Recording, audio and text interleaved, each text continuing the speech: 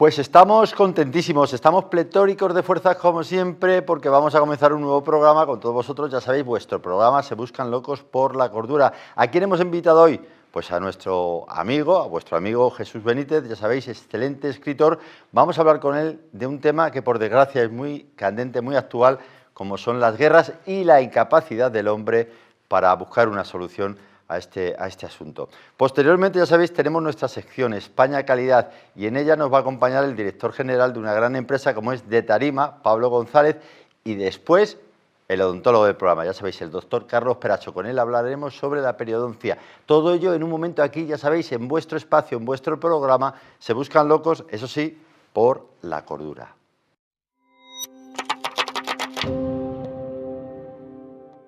Olores, plagas y humedades indican problemas en la red de alcantarillado. Con más de 30 años de experiencia, en Service tratamos cada proyecto con respeto, empatía y dedicación. Nos destacamos por nuestro equipo humano que trabaja con confianza y honestidad. Entendemos la importancia del ser y la necesidad del cliente de sentirse acompañado en situaciones difíciles. Nuestra marca refleja ser profesionales y ser personas. Service, www.service.es.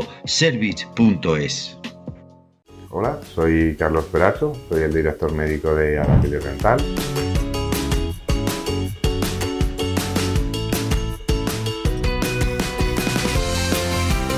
Tengo 15 años de experiencia en rehabilitación oral, también soy experto en medicina dental del sueño.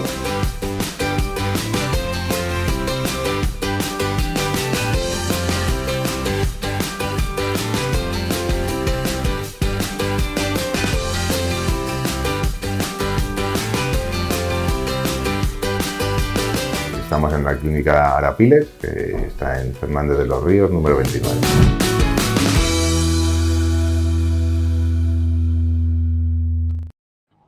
Locos, Locos.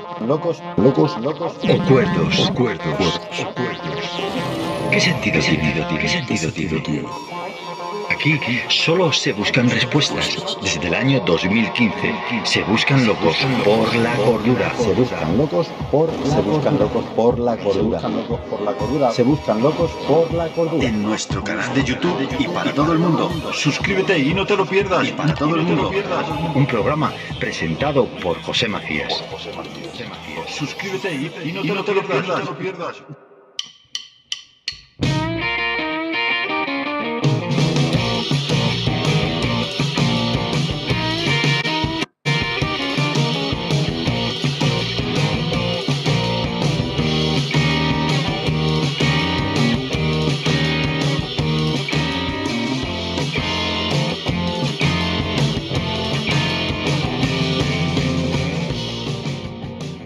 Hola, soy Johan Cárdenas, maître del Rincón de Esteban, para enviarles una cordial invitación para que vengan y nos visiten y degustan nuestros platos tradicionales.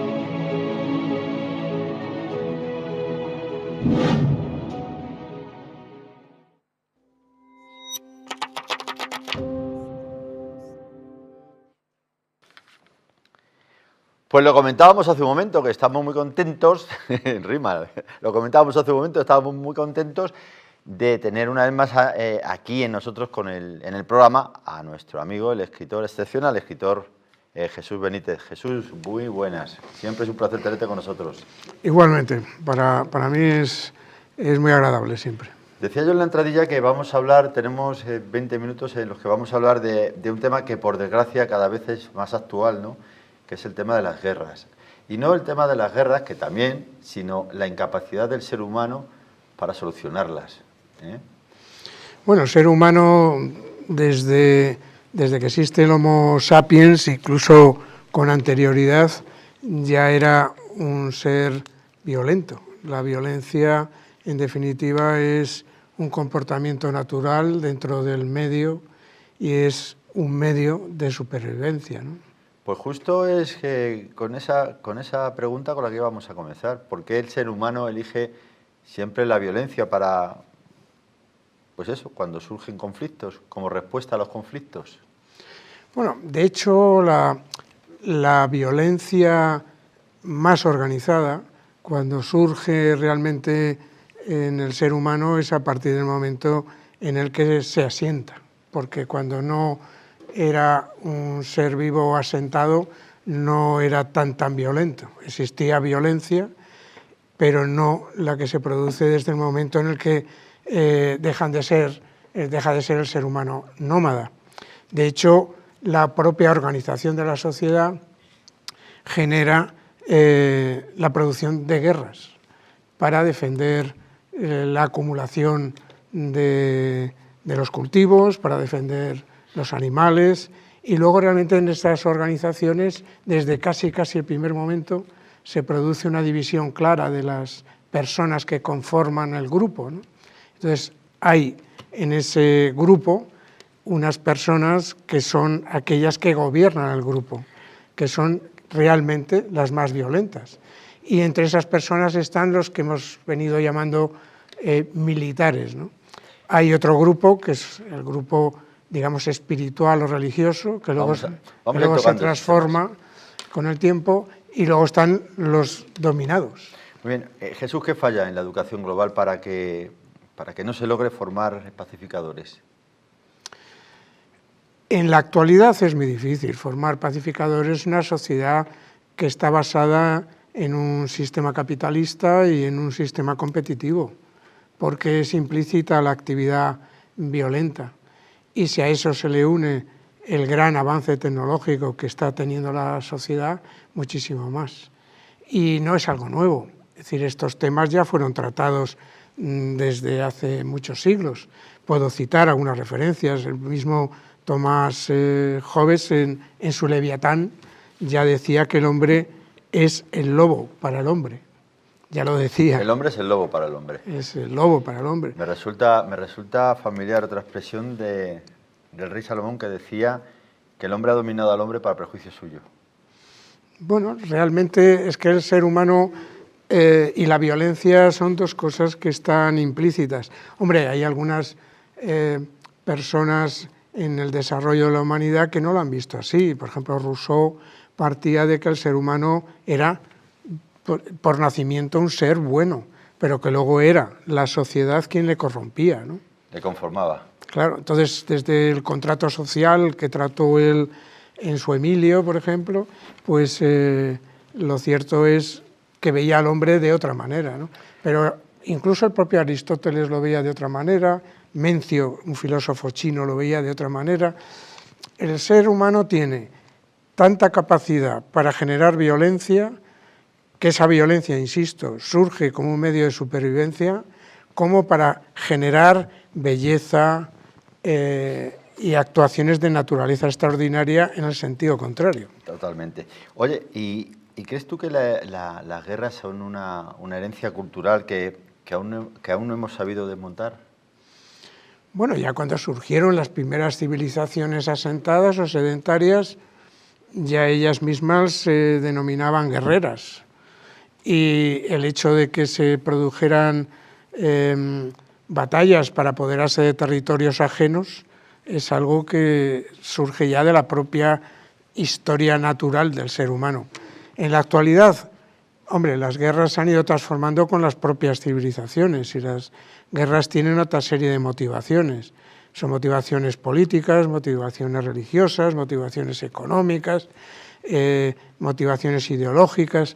Hay siempre motivaciones que provocan las guerras. Y la económica, por supuesto.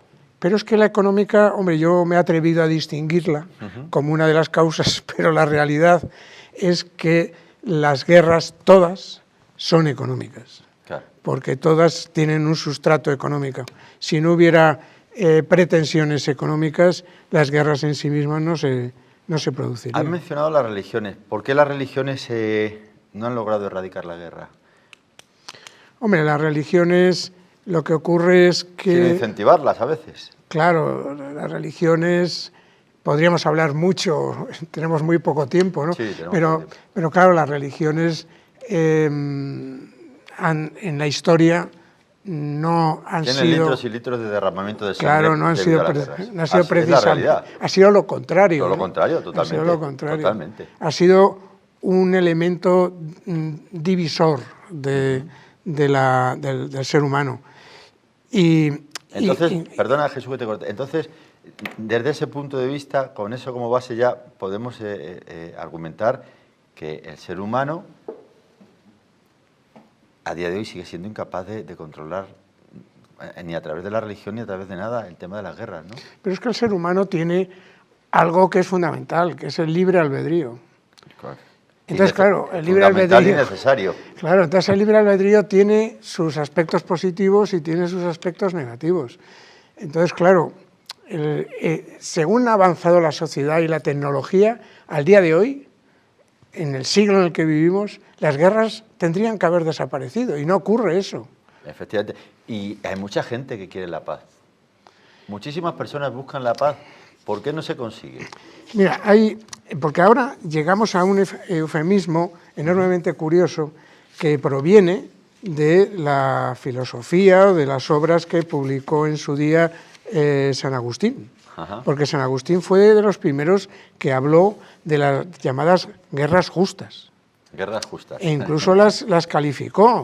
Es decir, San Agustín llegó a calificar determinadas actitudes violentas que para justificar, para de alguna manera encontrar sentido a la existencia de la guerra.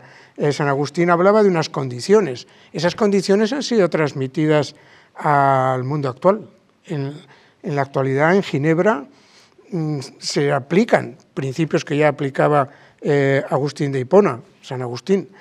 Agustín de Hipona decía que para que una guerra sea justa tendría que valorarse su causa y la conducta que se tiene en la guerra. Por otra parte, debe de ser para vengar ofensas. También debe de ser para reparar injusticias, para proteger a inocentes. Debe de ser proporcional y algo muy llamativo. La guerra debe de tener intención de establecer la paz. Esos son los elementos o los condicionantes que ya decía Agustín de Hipona en el año 354 sobre la guerra. ¿Cómo se puede justificar, Jesús, la guerra en nombre de la libertad? Hombre, la guerra... Porque muchas veces escuchamos esto. Hombre, hay muchas guerras que se han producido en nuestra historia precisamente por la ausencia de libertad, para intentar conquistar la libertad. Esas guerras, vamos a entrar en lo que hemos hablado antes, ¿son justas o son injustas? Depende de cómo se acoten los principios éticos y morales y del valor que se le dé al uso de la violencia. ¿Qué ética ves tú cuando los líderes políticos, muchos líderes políticos a nivel mundial, están hablando de paz mientras están financiando armamentos? Eso es pura hipocresía. Pero pura hipocresía, ¿no? Totalmente. Claro, pero somos conscientes de las guerras que existen hoy, porque claro, estamos continuamente escuchando en los medios de comunicación las referencias a unas guerras en concreto, pero hay muchas guerras en la actualidad de las que nadie habla. Claro. Porque actualmente, por citar solamente 6 guerras que están en la actualidad en plena actividad, está el caso de Rusia y Ucrania, que se habla mucho de esta guerra que proviene del año 2014, la guerra civil de Myanmar, que es una guerra inmensa, de la que nadie habla. Cuando se habla de la guerra en Gaza, hay que tener en cuenta que es un conflicto muy complejo. No solamente es Gaza y Cisjordania, sino que la guerra que hay en Gaza o la que impulsa en la actualidad Israel afecta al Líbano, a Siria, a Yemen, a Irán, a Palestina, Cisjordania y Gaza. Por lo tanto, es una guerra en realidad inmensa. Luego tenemos una guerra que quizás sea la territorialmente más importante, que que existe en la actualidad, que es el conflicto entre los grupos islámicos del Sáhara y el Sahel contra los distintos países de la zona. Que de eso la mayoría no tienen ni idea. Que está en el norte, medio norte, este de África. Esta guerra está afectando nada menos que a Argelia, a Libia, a Níger, a Chad, a Burkina Faso, a Mali, Mauritania, parte de Marruecos y Túnez. Es decir, que es una guerra inmensa y que afecta a un territorio enorme. ¿Qué pasa con la guerra en Sudán? Nadie habla de la guerra de Sudán, la guerra civil de Etiopía, nadie habla de esa guerra tampoco. Luego hay también guerra en Tailandia y Camboya, en India y Pakistán, en Afganistán, en Irán, en la República del Congo. Nos damos cuenta de todas las guerras que hay. Son las más mediáticas, por ejemplo, ahora mismo, por desgracia, lo de Gaza que está ocurriendo, lo de Ucrania, ¿por qué? Hombre, Ucrania, porque esta guerra se está produciendo en Europa. Es que Ucrania está integrada realmente en Europa. Y en el caso de Gaza hay que tener en cuenta que dentro de todo el territorio al que afecta toda esa inmensidad, a todos esos países a los cuales estamos haciendo referencia, Israel es el único teóricamente democrático. Todos los demás no lo son. Sí, ya. Bueno, ¿qué responsabilidad tiene el ciudadano común en la continuidad de las guerras, Jesús? Hombre, yo siempre digo que en los, digamos, en los hechos trágicos de la sociedad, las personas individuales realmente tienen un papel que cumplir y no lo cumplimos. El problema es la pasividad, la falta de compromiso, el miedo a perder algo. Esa es la realidad. Entonces, el comportamiento que, por ejemplo, en este momento tiene Europa con relación a sus guerras cercanas, por llamarlo de alguna manera, Ucrania, Gaza, que son las que están todos los días en los medios de comunicación, pues es una intervención muy triste, sinceramente. Jesús, nos quedan solo 3 minutos y yo los quiero aprovechar porque estoy disfrutando mucho contigo de esta entrevista. ¿Por qué la historia repite los mismos patrones de comportamiento? Y ahí viene un poco la base del título de esta entrevista contigo, ¿no? La incapacidad del ser humano para eliminar las guerras. Las guerras se producen por la incapacidad del ser humano de aplicar principios como la tolerancia y la diversidad. Esa es la realidad. Y por el abuso económico. Es decir, lo que se quiere es dominar. El poder es mucho más atractivo que otras muchísimas posibilidades que tiene el ser humano en el desarrollo de su existencia. E insisto, las guerras son todas económicas y la sociedad se rige por principios económicos. ¿La imperfección del ser humano, que hemos comentado alguna vez? Es que el ser humano es un ser imperfecto en sí mismo. Insisto también, la gran capacidad que tiene el ser humano de crear cosas extraordinarias, de ejercer el amor, de aproximarse al medio y a la naturaleza de donde proviene y de donde vive, esas grandes capacidades se ven apagadas y oscurecidas por la violencia y los intereses económicos que condicionan toda la existencia de la humanidad. Y eso es lo que nos impide a los seres humanos aprender de nuestros propios errores, de las vivencias pasadas, de otras guerras, eso es lo que nos...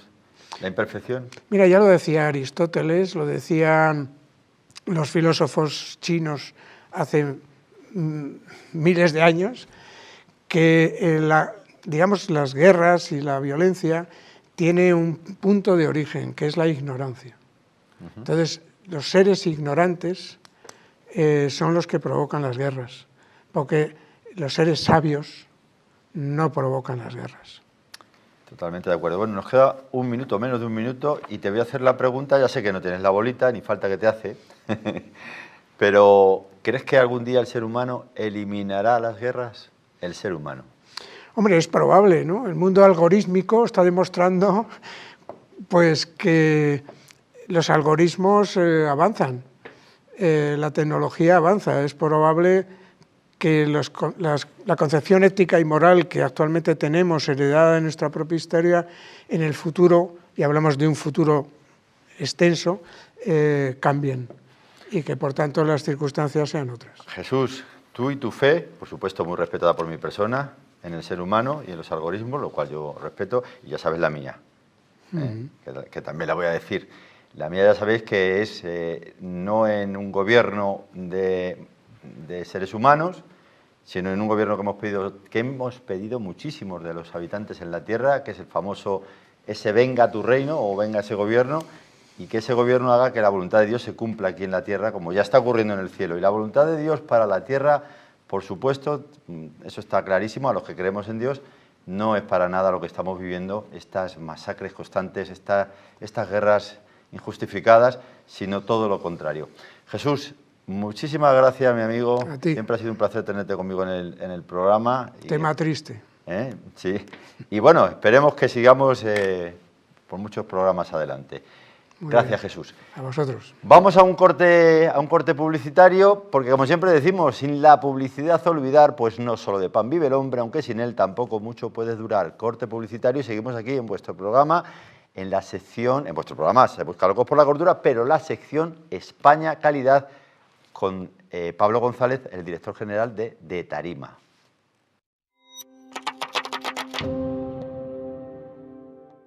Olores, plagas y humedades indican problemas en la red de alcantarillado. Con más de 30 años de experiencia, en Service tratamos cada proyecto con respeto, empatía y dedicación. Nos destacamos por nuestro equipo humano que trabaja con confianza y honestidad. Entendemos la importancia del ser y la necesidad del cliente de sentirse acompañado en situaciones difíciles. Nuestra marca refleja ser profesionales y ser personas. Service, www.service.es.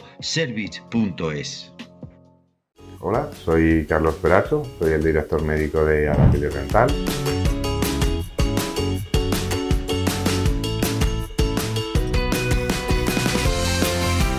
Tengo 15 años de experiencia en rehabilitación oral, también soy experto en medicina dental del sueño.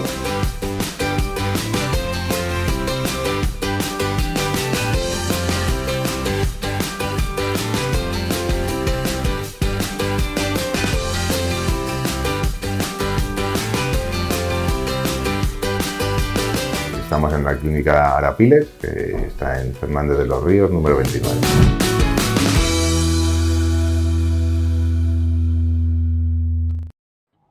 Locos, o cuerdos. ¿Qué sentido tiene? Aquí solo se buscan respuestas. Desde el año 2015 se buscan locos por la cordura. Se buscan locos por la cordura. En nuestro canal de YouTube y para todo el mundo. Suscríbete y no te lo pierdas. Y para todo el mundo. Un programa presentado por José Macías. Suscríbete y no te lo pierdas.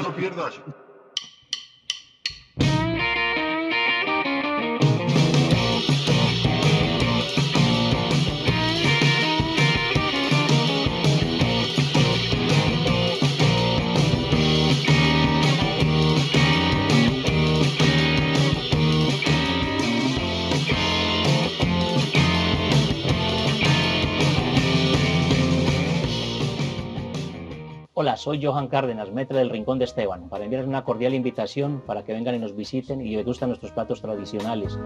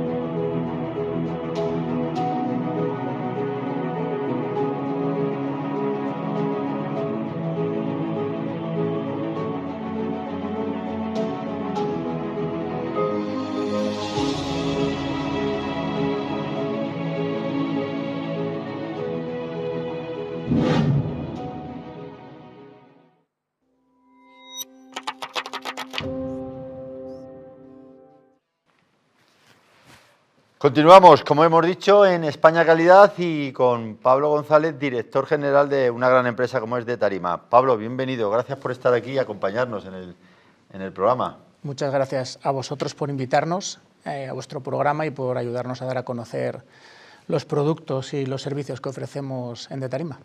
Muy bien, para eso es precisamente esta sección, España Calidad, para hablar de referentes de calidad, y sabemos que de Tarima es una de esas empresas que es un referente de calidad. ¿Cómo nace de Tarima? Pues de Tarima nace en el año 85, la fundan Carlos Olaizola y José Luis Reigada, grandes amigos y que comparten todavía intereses en la compañía como consejeros. Y bueno, la compañía nace en un momento, pues 1985, años complicados, comienzan como instaladores de parquet y poco a poco van evolucionando a suministrar producto,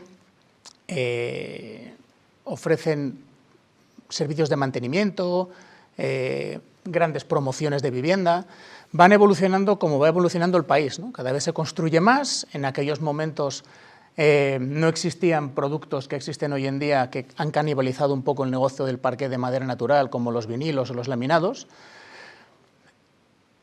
y poco a poco se van adaptando a una España muy cambiante y a un mercado convulso. Alcanzan un granito como distribuir Parquets Martí en España, que era una gran fábrica europea muy puntera en aquel momento. La empresa evoluciona mucho, llega la gran crisis, todo se desmorona un poco, pero bueno, ellos han sabido adaptarse y supieron comenzar con una marca propia como Beta Parquet, que hoy en día es el centro del negocio.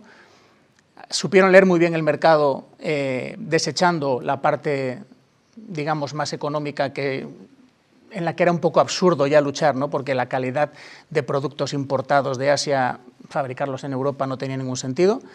Y se centran en ese nicho de mercado de calidad, fabricación europea, incluso con la materia prima también europea, árboles muy seleccionados de forestas sostenibles y son un poco pioneros en todo eso.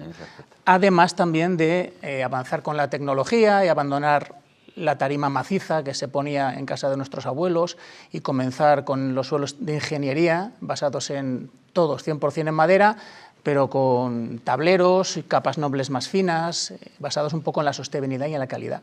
Entonces, de ahí eso de amar la madera, ¿no? Bueno, A ver, cuéntanos. 100%. Es que en este Y negocio... además que se nota. En este negocio, si no te gusta la madera, yo no vengo del mundo de la madera. Una cosa es gustarte y otra es que la ames. Exactamente, pero ya no es tanto la madera, sino que cuando entiendes cómo se fabrica un suelo de madera natural, de dónde procede, y ves el árbol y la historia que ha tenido ese árbol y ese bosque, nosotros los grandes formatos para conseguir tablas de 3 metros de largo y 300 milímetros de ancho, nos tenemos que ir a robles, básicamente nuestro negocio es el roble francés, robles muy grandes que tienen un mínimo de siglo y medio. Madre mía. Y a veces es muy interesante explicarle a un cliente que en su casa va a pisar un árbol que tiene más de un siglo de vida. Entonces es difícil no enamorarte un poco de lo que haces cuando además ves fabricaciones contaminantes, poco respetuosas con el medio ambiente, plásticos en el suelo, está todo lleno de estas cosas y cuando de alguna manera tienes esa sensación de que estás contribuyendo un poco también a mantener un oficio muy antiguo, un producto que está en los suelos de las casas de la humanidad desde hace siglos. Y bueno, ahí seguimos haciéndolo y hay una parte que lo aprecia. Qué bueno el poder efectivamente meditar en ese asunto. Es decir, mira, es que el suelo que tú tienes tiene 100 años de historia. O más, O a más, veces más. o más. A veces más. Como a veces en alguna ocasión, hablando con algún luthier, con algún guitarrero, que es lo como le gusta de las guitarras, pues me comentaban eso, ¿no? Esa madera tiene a lo mejor 100 y pico años. Sí. Muy bien. Así es. Oye, ¿cómo ha evolucionado el mercado? Bueno, nos has comentado un poco ya cómo ha estado evolucionando el mercado de suelos de madera aquí en Madrid, ¿no? Bueno, nosotros trabajamos en toda España. En toda España. Y también trabajamos en Oriente Medio. Ajá. Y bueno, en Europa. Al final también nosotros vamos evolucionando con nuestros clientes, los arquitectos e interioristas españoles, que son básicamente nuestro mercado principal, empiezan a ser ya de hace mucho tiempo reconocidos también fuera de nuestras fronteras, y ellos son los que nos van llevando un poco en volandas. Este año hemos hecho proyectos en Abu Dhabi, hemos hecho proyectos en Austria. Portugal es un mercado muy importante para nosotros también, tenemos un gran partner allí con el que hacemos proyectos muy interesantes, y nosotros podemos suministrar, de hecho creo que hemos suministrado con el paso de los años en prácticamente todos los continentes. ¿Y cuál es el país que más demanda vuestros servicios? Bueno, España, básicamente. ¿España? Sí, claro, porque básicamente somos una empresa española, llevamos 40 años en el mercado. Yo creo que ya todos los distribuidores a nivel nacional, no hay ninguno que no conozca de tarima. Pero no me refiero solo a eso, me refiero a cuál es el país más afín al tema del parquet. Desgraciadamente España no. A eso me refiero. Yo te diría que en Francia se aprecia mucho, los países nórdicos aprecian muchísimo los suelos de madera. Es difícil encontrar en Escandinavia ya no solamente una vivienda, sino incluso edificios públicos con suelos de madera natural. Tiene una gran tradición. Italia es un país en el que el parquet se aprecia muchísimo, y España también, pero España es un mercado muy sensible al precio. Entonces el nicho de mercado España justo... es un país muy sensible al precio. Muy sensible al precio. ¿Qué manía tienen algunos con eso? Bueno. ¿Qué manía tienen algunos? Por supuesto, desde el programa siempre respetamos a todo el mundo, pero ahora que está Pablo comentando esto, ¿qué manía tenemos con el tema del precio? A veces que es contraproducente. Sí, pero bueno, también es un poco cultural. Ese es el tema. Los latinos pasamos poco tiempo en casa. Nos gusta más estar en el bar y celebrar que pasar tanto tiempo como pasan los escandinavos, los alemanes, los austríacos, los franceses pasan mucho más tiempo en casa, y en general invierten más y se gastan más dinero dentro de las casas porque quieren un ambiente más confortable. Por suerte en España eso también está cambiando. La pandemia, que trajo muchas cosas muy malas, también trajo algunas cosas buenas, dentro del sentido se puede ser, y es que la gente empieza a apreciar más el entorno en el que vive y empieza a valorar un poco más la calidad. Yo creo que ahí estamos haciendo una curva ascendente. Ya sabemos lo que es IKEA, ya sabemos lo que es Leroy Merlin, ya sabemos consecuencias que tienen en la durabilidad de lo que ponemos dentro de nuestras casas. Cada vez hay más gente, sobre todo nuestro mercado de especificadores, arquitectos, interioristas, apuestan mucho más ya por la sostenibilidad, por productos respetuosos con el medio ambiente, y ahí nosotros, a nivel suelo, solo hay dos cosas que puedes poner en tu casa que son muy poco contaminantes, que son productos naturales, que es piedra o madera. Madera, claro, lógico. Vamos a hacer una cosa, Pablo, vamos a dar la página web vuestra para que nuestros compañeros luego pongan aquí el rótulo, pongan el faldón. Dinos tu página web. www.detarima.com. Bien, pues la repetimos una vez más, www.detarima.com. Así lo ponen nuestros compañeros para que lo tengamos aquí. Oye, ¿cómo ves el futuro tú de Detarima? Ya sé que tampoco tienes la bolita, como le decía hace un rato a nuestro amigo Jesús Benítez. ¿Cómo lo ves tú? Yo lo veo muy bien. Yo lo veo muy bien. Yo estoy convencido. Yo entré en la compañía hace 3 años como director general y lo veo también que he adquirido una participación mayoritaria en ella. Por lo tanto, yo confío 100% no solamente en la empresa, sino en el entorno. Creo que, como te decía antes, nos estamos moviendo en un mercado que cada vez aprecia más los productos naturales, que la gente se está acostumbrando a pagar un poco más por algo de calidad, y que además, cuando somos capaces de contar lo que hay detrás del producto, que nuestros robles vienen de forestas sostenibles, certificados, europeas, en los que no contaminamos ni siquiera en el transporte, no traemos robles de Asia ni de Estados Unidos, sino que todo es cercanía, incluso hacemos suelos de madera con pinosoria.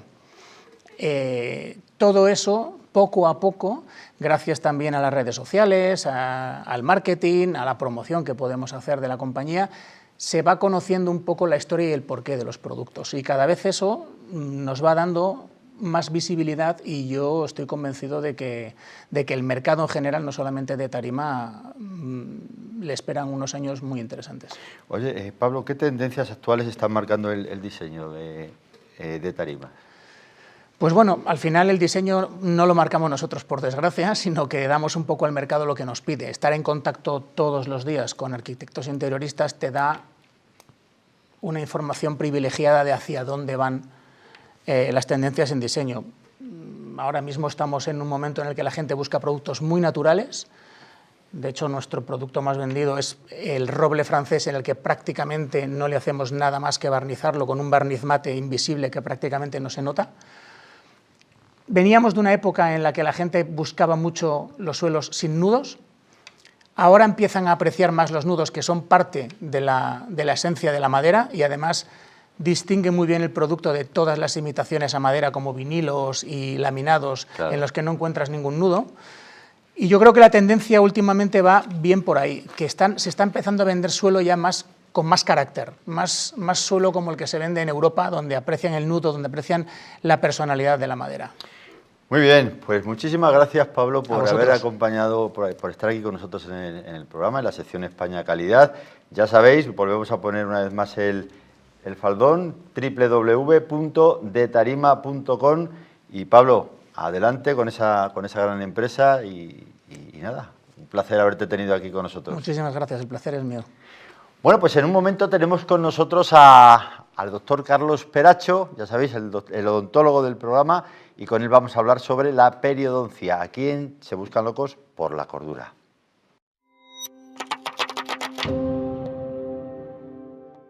Olores, plagas y humedades indican problemas en la red de alcantarillado. Con más de 30 años de experiencia, en Service tratamos cada proyecto con respeto, empatía y dedicación. Nos destacamos por nuestro equipo humano que trabaja con confianza y honestidad. Entendemos la importancia del ser y la necesidad del cliente de sentirse acompañado en situaciones difíciles. Nuestra marca refleja ser profesionales y ser personas. Service, www.service.es. Hola, soy Carlos Peracho, soy el director médico de Arapil Rental.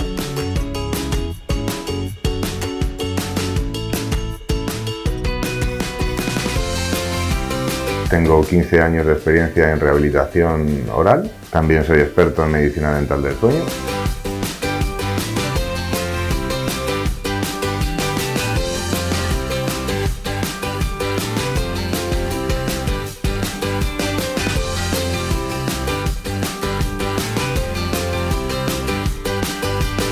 Estamos en la clínica Arapiles, que está en Fernández de los Ríos, número 29.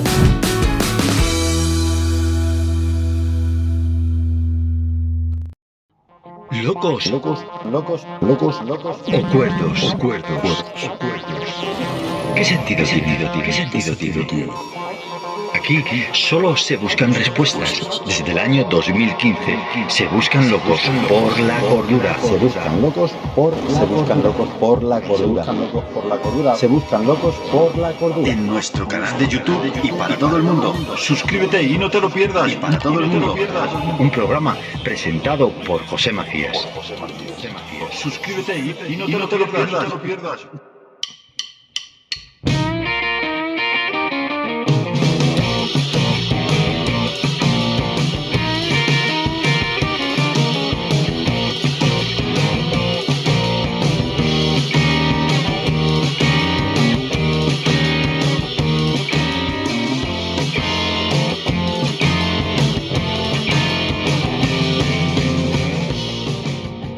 Hola, soy Johan Cárdenas, maître del Rincón de Esteban, para enviarles una cordial invitación para que vengan y nos visiten y les gustan nuestros platos tradicionales.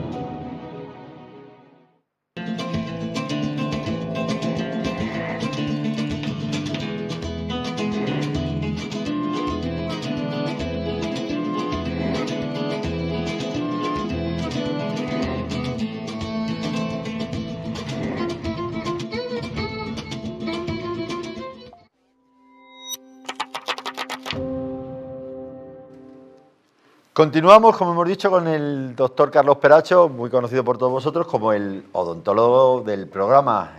Bienvenido, doctor. ¿A quién se le ocurre dejarle para el final? Bueno, ya estoy acostumbrado. ¿A quién se le ocurre? Nada más que a José Macías. Bueno, vamos a hablar hoy sobre la periodoncia. Sí. Que es una palabra, estamos ahí comentando, que es una palabra como la mayoría del griego, y que traducido al español, ¿cómo se podría traducir? Bueno, es todo lo que rodea al diente. Todo lo que rodea al diente. O sea, vamos a hablar sobre todo lo que rodea al diente o la periodoncia. Sí. Muy bien, pues ¿qué es la periodoncia y cuál es su objetivo principal? Bueno, pues como comentábamos, la periodoncia es dentro de la odontología una rama que se dedica al cuidado de la encía, del ligamento periodontal y todos los tejidos que sujetan el diente, que muchas veces no es cuidada por nuestros pacientes, pero es muy importante para que no tengan movilidad. Antiguamente se hablaba mucho de lo que era la piorrea, actualmente ya es la periodontitis, o es conocida como la periodontitis. ¿Y cuáles son las enfermedades periodontales más comunes? La gingivitis, que es la inflamación de las encías y el sangrado, y la periodontitis, que ya hay pérdida del soporte de los tejidos y movilidad. O sea que pérdida de soporte, o sea que notas que se te mueve el diente, ¿o cómo es? Sí, puedes empezar a notar que se te mueve el diente, que tienes los dientes, como se suele decir coloquialmente, flojos, que no tienes seguridad al morder una manzana, un bocadillo, porque no los notas fuertes. Esa es... me imagino que según la edad tienes bastante que ver, ¿o no? Lógicamente, ¿no? ¿O no? Bueno, depende de la edad, depende de la higiene, depende de hábitos, enfermedades coadyuvantes como puede ser la diabetes. Todo eso hace que tengamos menos riego sanguíneo en los tejidos que rodean al diente y que producen una pérdida de hueso principalmente. Al final los dientes son como árboles. Nosotros tenemos los árboles plantados, tienen la tierra alrededor y unas raíces profundas, lo cual hace que aguanten. Si vamos perdiendo esa raíz, no la raíz, la tierra donde está sujeta, es más fácil que se empiecen a mover, y ese mismo movimiento hace que se vaya perdiendo cada vez más tierra, cada vez se pierde más hueso alrededor y acabemos con ellos fuera de boca. ¿Y cuáles son las diferencias entre la gingivitis y la periodontitis?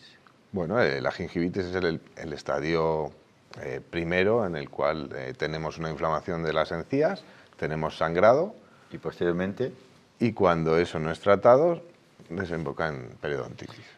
¿Cómo se diagnostica la periodontitis? La periodontitis, bueno, pues nosotros utilizamos principalmente un instrumento que es una sonda periodontal, aparte de las radiografías. Nosotros sondamos alrededor del diente, en la encía, que tiene o forma una bolsa, un bolsillo de unos 2-3 milímetros de profundidad de una manera normal, sin ser patológica, y si empezamos a sondar y ese sondaje es superior a los 3 milímetros, empezamos a tener ya problemas de inserción, de anclaje.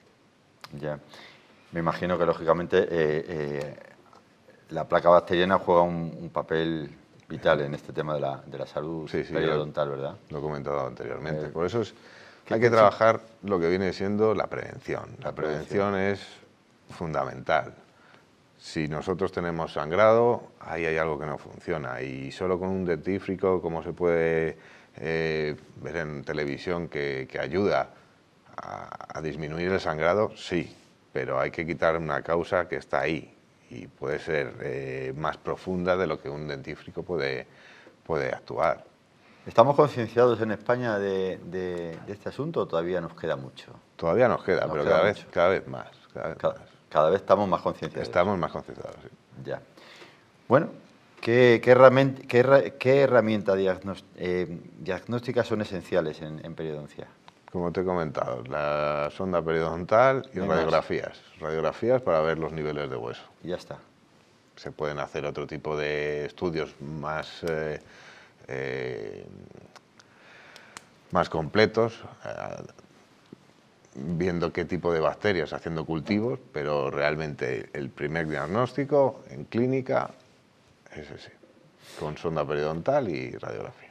Bueno, ¿y cuándo se considera ya que tenemos que optar por un tratamiento quirúrgico?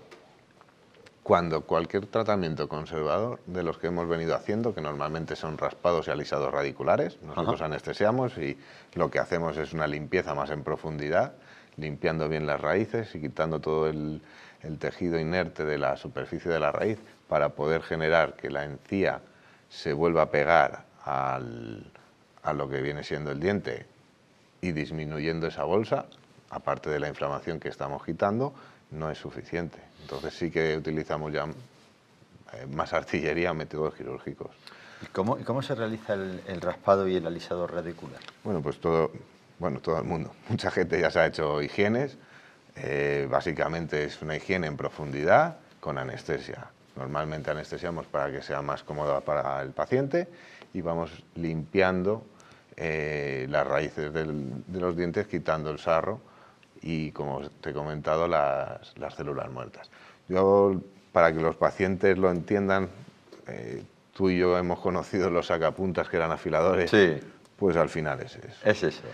¿Qué pasa? Que muchas clínicas utilizan este tipo de técnica demasiado. Digo demasiado porque un paciente que es un paciente periodontal no tiene por qué hacerse raspados todos los años o cada 6 meses. El símil con el sacapuntas, tú no puedes estar sacando punta constantemente, claro, porque te quedas sin nada. Obviamente hacerlo 3, 5 veces no tiene mayor problema, pero no todos los años por rutina, que muchos pacientes vienen y dicen, no, yo es que me los hago los raspados todos los años. No. ¿Y cada cuánto tiempo es bueno? No, bueno es si se necesita. Si se necesita, nada Entonces más. hacemos el diagnóstico, es necesario, se hace, y luego hay que hacer unos mantenimientos. Nosotros lo que aconsejamos es una primera visita al mes para evaluar cómo están los tejidos, si el paciente está teniendo una correcta higiene en casa, porque lo primero es enseñar a la gente a cepillarse los dientes y utilizar los complementos como cepillos interdentales, la seda, que no quita que dejen de utilizar el cepillo. Los enjuagues también, ¿no? Sí, pero no van a arreglar solo con enjuagues, hay que hacer una limpieza mecánica de las superficies. Todo ayuda, pero es un conjunto de... Doctor, sería bueno comentar un poco a la gente que nos ve cómo deberíamos limpiarnos los dientes en ese sentido, ¿no? O sea, no solo la seda dental, no solo limpiarlo, sino ¿qué más? A ver, lo que hay que... Primero, si se utiliza un cepillo manual o eléctrico. ¿Con uno manual? Con un manual se tiene que colocar unos de 30 a 45 grados hacia la encía y hacer movimientos hacia el borde incisal del diente, abarcando un diente, de diente a diente.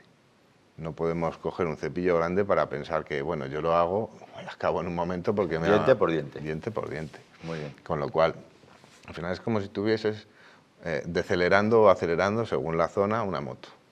Ajá. Entonces vas como una moto, barriendo, siempre masajeando de la encía, que tenemos que tocarla entre comillas para exprimir o para un poco, no ayudar, mucho, ¿no? No, un poquito, un poco. Ayudar a drenar. Y siempre con un cepillo suave. No suave. Ni medio ni duro, suave, para no dañar. Vale. Y, por supuesto, la seda dental. La seda dental, que, bueno, se tiene que utilizar no como si fuese una toalla secándose la espalda, sino que tiene que apoyarse en una superficie del diente. Una vez pasado el punto de contacto de 2 dientes, se apoya y se arrastra hacia arriba. Se vuelve a meter entre medias de esos 2 mismos dientes hacia la otra superficie y hacia arriba. ¿Y por qué no como una toalla, como decías? ¿Por qué? Porque actúa como una cegueta. Es un hilo muy fino y al final acaba cortando la encía y dañándola. La encía. Ajá. Y luego están los cepillos interdentales, que son palillos con fibras perpendiculares que van entrando y saliendo, y depende del tamaño pues van limpiando. ¿Y el láser qué papel juega en la periodoncia moderna? El láser lo que hace es descontaminar y matar bacterias. ¿Sí? Entonces, cuando hay bolsas muy profundas antes de un tratamiento quirúrgico, lo utilizamos para terminar de matar y descontaminar las superficies. O sea, es al final de... Al final del tratamiento de raspado, por ejemplo. Ya. ¿Y qué otros avances tecnológicos han mejorado el tratamiento periodontal? Bueno, se utiliza también ahora el ozono. ¿El ozono? El ozono, sí. Yo no lo utilizo personalmente en la consulta, pero se utiliza el ozono.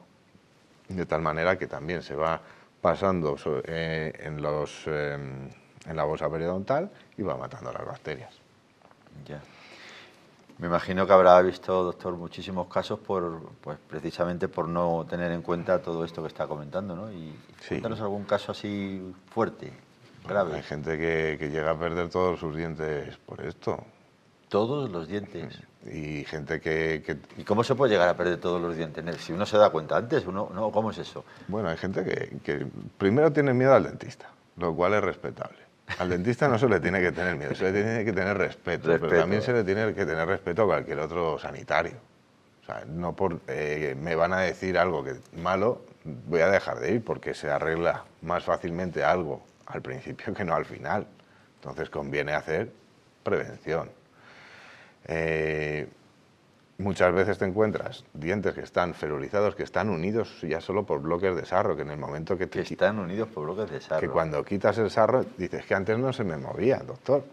Claro, es que antes había ahí un bloque que es una amálgama de cal, digamos, ahí que no debe estar. ¿Cómo, por decirlo de alguna forma, cómo educas a tus pacientes sobre la importancia de la salud periodontal? Pues es una labor que en la consulta la hace principalmente la higienista. Porque ¿cómo lo hacéis? Sí, la hacemos, son muy perseverantes y al final acaban convenciendo y al final el paciente acude a sus revisiones, porque como te he comentado antes, recomendamos una revisión al mes, pero luego las citamos a los 3 meses. Si todo va bien, a los 3 meses volvemos a verlo desde la primera vez, o sea, han pasado 6 y según esté, o volvemos a los 6 meses o vamos hacia atrás a los 3 meses y les vamos viendo muy seguido. ¿Por qué? Porque es que es muy importante. O sea, perder un diente, antes lo comentábamos, es una mutilación. Y no se le da la importancia que tiene realmente, ¿verdad? Perder un diente. No, porque ahora como hay repuestos, que son los implantes, ya. Es muy pero fácil. Nunca como tu propio diente. No, porque no tiene nada. Primero porque ese ya no viene de fábrica y te cuesta más dinero.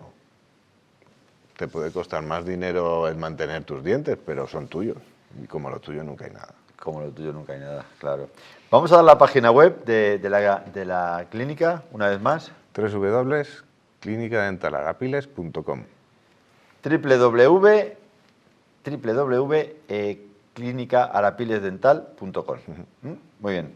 Siempre os comentamos que si queréis recabar más información, pues ahí podéis obtenerla. Y además, lo que siempre recomendamos, y lo digo por experiencia, a mí me gusta mucho hablar desde la experiencia, es que si queréis estar en manos de un excelente profesional, pues por supuesto tenéis que visitar la clínica Arapiles.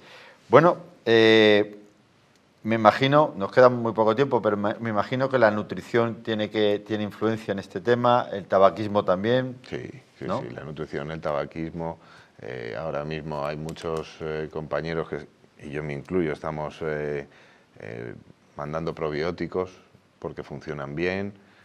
Como he comentado antes, hacemos cultivos cuando ya realmente hay bacterias que no están funcionando los tratamientos convencionales.